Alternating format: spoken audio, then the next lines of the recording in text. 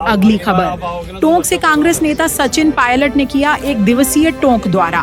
जिला कांग्रेस कमेटी पहुंचने पर कार्यकर्ताओं ने उनका जोरदार स्वागत किया। इस दौरान पायलट ने कार्यकर्ताओं से मुलाकात की और जन संवाद कार्यक्रमों में भी शिरकत की। टोंक के छान गांव में हुए संवाद कार्यक्रम में पायलट ने कहा कि कांग्रेस की ताकत कार्यकर्ताओं में है और उनकी मेहनत से ही संगठन मजबूत होता है।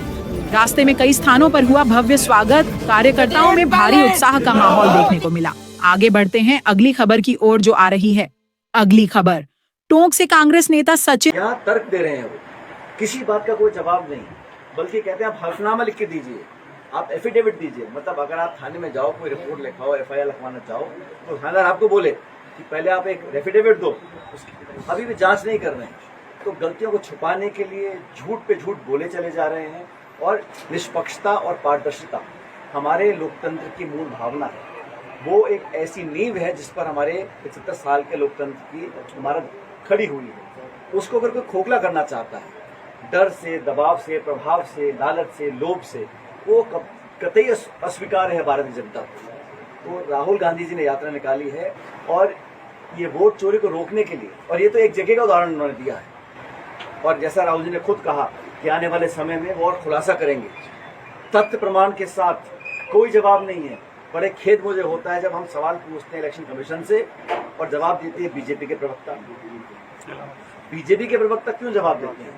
निर्वाचन आयोग एक संवैधानिक संस्था है, उसको आपने लगातार नीतिगत तरीके से कमजोर करने का काम किया, खोखला करने का काम किया। और ये वोटों की गड़बड़ी अब जब सिद्ध हो गई है तो अपने झूठ और कमियों को छुपाने के लिए विपक्ष पर आक्रमण कर रहे हैं। ये लोकतंत्र के लिए कोई स्वस्थ परंपरा स्थापित नहीं हो रही है। तो वोट चोरी का जो पूरा खेल चल रहा है उसको राहुल जी ने पूरा एक्सपोज किया है। और इसीलिए हर एक प्रदेश के अंदर प्रदेश कांग्रेस कमेटी जन जन तक इस बात को पहुंचा रही है, ताकि आपको कांग्रेस का सर्वाधिक लोकप्रिय माना गया। सर्वे क्या कहेंगे कि सचिन पायलट को अभी इंडिया के सेकंड?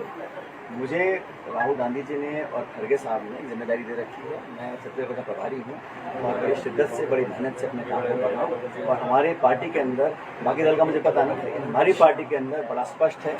हमारे नेताओं के नेतृत्व हम लोग काम कर रहे हैं और पूरा पार्टी का जो नेतृत्व है वो परिवार के रूप में काम कर रहा है। राजस्थान में बाढ़ के हालात कई जिले पानी से घिर रहे हैं। टोंक जिले में भी ऐसे हालात हैं।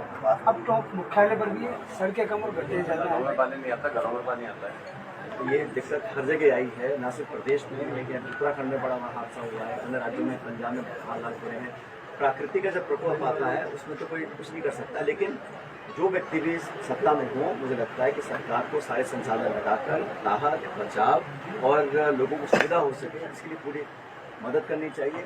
और मुझे लगता है केंद्र सरकार को भी आजकल, क्योंकि ये बाढ़ के हादसे बहुत हो रहे हैं अनेक राज्यों में, तो केंद्र सरकार को मापदंड तय करनी चाहिए ताकि जो अंतिम छोटे व्यक्ति जो दुखी है, परेशान है, वहाँ तक राहत पहुँच सके। लेकिन केंद्र सरकार को और मदद करनी चाहिए।